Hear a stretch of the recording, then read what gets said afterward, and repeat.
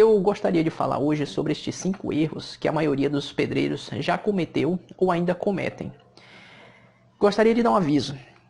Antes de começar o vídeo, eu gostaria de dar um aviso. Queria pedir a vocês que deixem um like aí embaixo, porque se deixar para o final pode acabar esquecendo. E se você não for inscrito no canal, peço que se inscreva e ative as notificações para continuar recebendo os próximos vídeos que eu fizer, em primeira mão. Bom, e o outro aviso que eu gostaria de dar é o seguinte. O assunto desse vídeo não é para de forma nenhuma desmerecer a classe dos pedreiros. Trabalho com pedreiros, porém eu sei que em toda profissão existem os bons e existem os ruins. Assim acontece como em qualquer área. Os pedreiros que estiverem me assistindo, espero que não se sintam ofendidos, até porque eu não estou generalizando de forma nenhuma. Eu estou falando que muitos pedreiros, porque a verdade é essa, muitos pedreiros fazem o que eu vou falar aqui. E muitos também não fazem. Muitos procuram cuidar da sua reputação, fazer o trabalho bem feito e tal. Bom, vamos lá, não vamos nos prolongar muito, vamos ao vídeo. A primeira mancada dos pedreiros é acertar, é quando eles dizem que vão acertar a parede na massa. Tenho certeza que você aí já ouviu alguém falar assim, não se preocupa não, doutor, vou acertar tudo na massa. Dá para acertar na massa, alguma coisa assim. Bom, é lamentável, né? Porque quando o cara diz isso é porque ele já fez um erro. Ele já deixou a parede torta. Ele não deixou a parede nivelada. Ele deixou a parede provavelmente embarrigada. E aí ele vai acertar na massa. Que quer dizer corrigir o desnível, a curvatura da parede com argamassa de emboço ou de reboco. Qual o problema nisso? O problema é que você, proprietário, ou você, encarregado, enfim, o problema é o gasto que você vai ter a mais, certo? Vai ter um gasto a mais, vai ter desperdício de material, porque não precisava usar uma camada de revestimento tão grossa assim. A segunda mancada dos pedreiros é a seguinte, é colocar muita água no concreto. Qual o problema disso? Vou primeiro falar por que eles fazem isso. Quando você coloca muita água no concreto, ele fica molinho, fica quase fluido, facinho de trabalhar. Porém, quanto mais água você adiciona ao concreto, mais fraco ele fica. Ele diminui a resistência quanto mais água você adiciona. No entanto, se você colocar também muito pouca água, de modo que não dá para hidratar todos os grãos do cimento, aí você vai obter aquele concreto, como a gente chama na Bahia, farofado. Um concreto farofado, um concreto que não dá liga direito, portanto vai ser ruim também. Porém, a relação água-cimento ela deve ser obedecida. Existe na norma, que é a NBR 6118, que trata de projetos de estruturas de concreto, que diz que a relação água-cimento aqui em Feira de Santana, onde eu estou, que é um ambiente de classe de agressividade 2, não pode ser superior a 0,6, ok? Agora o terceiro item dessa lista, a terceira mancada dos pedreiros, que é a questão do orçamento, é quando ele pede material de mais ou pede material de menos. Na verdade, sempre vai sobrar material. Nunca dá para ter um acerto de 100%. Obra é uma coisa de louco, é algo assim que não tem como ter 100%, não tem como os cálculos darem 100%, certo? Sempre vai sobrar um pouco de material. Não existe assim uma margem tão pequenininha assim não. Porém, o pedreiro que geralmente muitos exageram. E aí o que acontece? Vão ocorrer paradas na obra para geralmente o proprietário ou quem está observando a obra ir lá comprar material. Isso desgasta, isso digamos, estende o prazo da obra e aí é onde mora o prejuízo. Porque o dono da obra, o proprietário da residência onde está ocorrendo a reforma ou a construção, ele está doido querendo terminar o serviço. Ele quer mais do que ninguém que a obra ande rápido. Quarta mancada dos pedreiros: pedir adiantamento e não terminar o trabalho.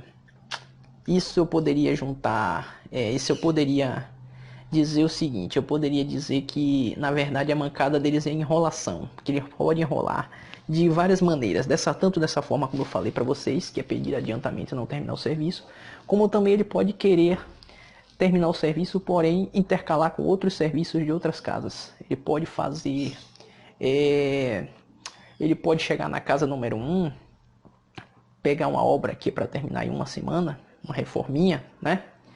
E dizer, depois de 1 ou 2 dias de trabalho, dizer que vai resolver um problema de família ou um problema de saúde dele, que vai ter que se ausentar, enfim, ele coloca no meio, ele inventa uma desculpa que é um motivo de força maior. Não estou dizendo que sempre que o cara falar isso vai ser mentira, mas muitas vezes acontece isso. Aí ele vai para a casa número 2. Nessa casa número 2 ele faz a mesma coisa. Uma obra que era para demorar uma semana, ele passa 1 ou 2 dias e já inventa uma desculpa e vai para uma casa número 3. Aí na casa número 3, ele faz a mesma coisa para voltar para a casa número 1. Enquanto a casa número 1 já passou uma semana esperando, que seria o tempo que eles... que seria o prazo que ele teria dado para terminar a obra toda. A família ficou uma semana esperando. Com a bagunça toda lá na casa, a reforma em andamento, sem poder fazer mais nada, tirando a sua rotina e tal. Bom, prejudicial, né? Não preciso nem dizer porque que isso é prejudicial. Bom, e eu digo que o pedreiro que faz isso, ele quer abraçar o mundo. Ele quer, digamos assim, ele não quer perder o serviço para um outro profissional. Ele quer pegar todos os serviços ao mesmo tempo. E com isso, ele se prejudica, além de prejudicar o proprietário, o contratante, ele se prejudica também.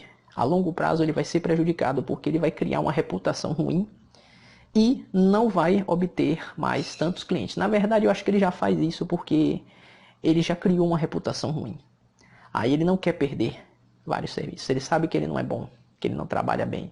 Porque o pedreiro é tipo um mecânico. Eu conheci um mecânico uma vez que ia consertar meu carro. Eu tive boas referências dele.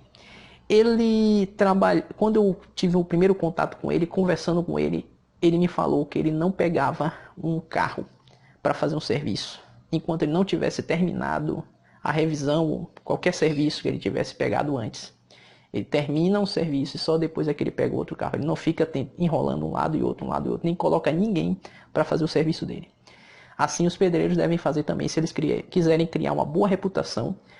Aí eu garanto que depois de um tempo, quando eles demora um tempo, mas o pessoal percebe isso. E aí eu garanto que as pessoas vão fazer fila para ter os serviços desse cara, porque sabe que ele é direito, que ele é honesto. Agora eu vou falar a sexta mancada. Não usar espaçador no concreto. É algo assim que você faz que parece uma coisa tão boba, mas que você pode estar condenando a sua obra. Quando você não usa o espaçador de concreto, que pode ser um espaçador plástico vendido em várias lojas de materiais de construção, como também pode ser um espaçador feito na obra mesmo, que comumente os pedreiros chamam de cocada, porque parece uma cocada. É um quadradinho assim, desse tamanho, feito de argamassa mesmo, né, de cimento e areia e água. Botam para secar, divide os quadradinhos lá, né? Aí colocam um aramezinho que é para poder amarrar na armadura, na armação, na ferragem. E o que acontece? Esse negócio pode salvar, literalmente pode salvar a sua obra a longo prazo. Porque quando uma ferragem é colocada na forma e você não usa o espaçador, aí você vai concretar, não vai ficar com uma camada de cobrimento, que é aquela camada que protege a armadura, né? E a camada de concreto que protege a armadura, não vai ficar com a espessura ideal para proteger. De acordo com a NBR 6118, para um ambiente de classe de agressividade 2, como eu havia falado para vocês, que é aqui em Feira de Santana, né?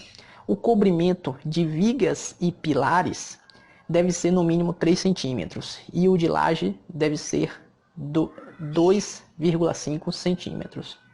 Então, o pedreiro ele mesmo faz na obra uma cocadinha, um espaçador que tem esses cobrimentos mínimos. E aí vai garantir uma camada de concreto que protege a armadura, porque se entrar oxigênio, se entrar água,